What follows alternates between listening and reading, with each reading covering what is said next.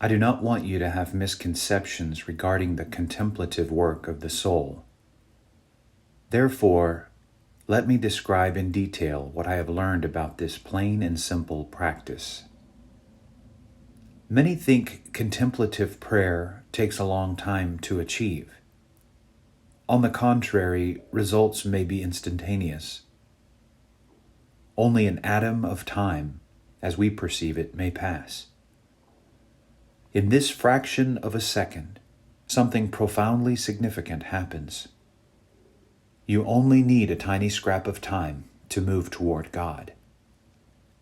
This brief moment produces the stirrings that embodies the greatest work of your soul. How many desires can fill an hour? You may have as many desires as there are indivisible fractions of time in an hour. If you were as sinless as Adam before the fall, you would be in total control of each instant. You would respond to every divine impulse. Everything about you would reach toward God all the time, because God created us in His image. In the incarnation, Christ emptied Himself, becoming one of us, accommodating Himself to our limitations. Only God satisfies our spiritual hunger. Nothing else suffices. After God graciously transforms our soul, we begin to perceive what is ordinarily beyond our comprehension. Angels don't have the mental capacity, nor do we, to grasp the total reality of God.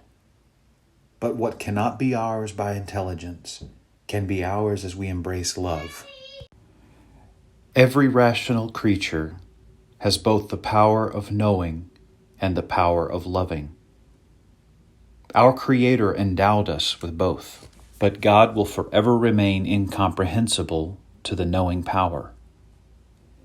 Through loving power, however, each of us may know God.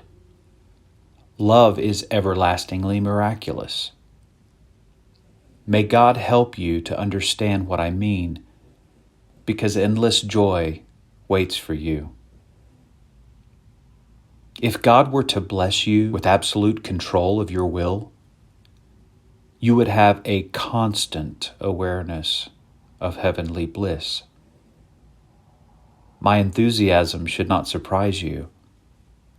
God designed us for this. God created us to love. And everything else in God's creation helps you love. The exercise explained in this book will restore our spiritual consciousness. But if we neglect prayerful contemplation, we sink ever deeper into unawareness. Pay attention, then, to how you spend your time. You have nothing more precious than time. In one tiny moment of time, heaven may be gained or lost. God gives us time in sequence, one instant after another, and never simultaneously. We only experience the present moment. God never reverses the orderly progression of time. God does not ask for more than we can handle in one moment. I can almost hear you expressing regret. What can I do? If what you say is true, how can I account for each moment God has already given me? I am now 24 years old, and I haven't paid any attention to how I used my time. Even if I wanted to, I couldn't repair any past moment. The past remains as far beyond my reach as the future. Will tomorrow be any different? My own spiritual slowness traps me. For the love of Jesus, please help me. You used the correct expression when you said, "for the love of Jesus." The love of Jesus is the source of the help you need. Love's power brings everything together. love Jesus, and everything of His becomes yours. As God made time, so God judges our use of time. Tie yourself to Him with love and faith, knitting your relationship together. This way, you may become a part of the larger fellowship of those fastened to God by love. You will have friends among the saints and angels who do not waste any time. Pay attention, and you will discover strength here. Try to understand what I am saying. But I offer one caution. You will not arrive at this relationship passively. God demands your personal involvement and dedication. Apply yourself diligently to both prayer and community responsibilities. Notice then how contemplation affects your own soul.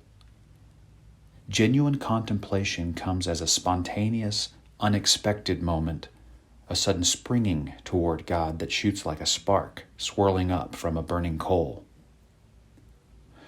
A remarkable number of such moments may occur in an hour when the person in contemplation prepares properly and becomes familiar with this work. Any one of these sparkling moments may take on a unique quality, resulting in a total detachment from the things of the world. On the other hand, earthly responsibilities and intrusions may tear you away from prayer. The thoughts of frail humans distract attention. Accept this as a natural experience. Your spiritual life receives no harm because of it. With practice, you may return immediately to profound prayer as another spark springs from the fire. I have briefly summarized this experience of contemplation. Clearly, I report something quite different from fantasy, imagination, or subtle reasoning. Daydreaming is not the result of humble, devout love. A proud, speculative, hyper-imaginative mind results in religious pretension. Control and subdue such elaborate notions.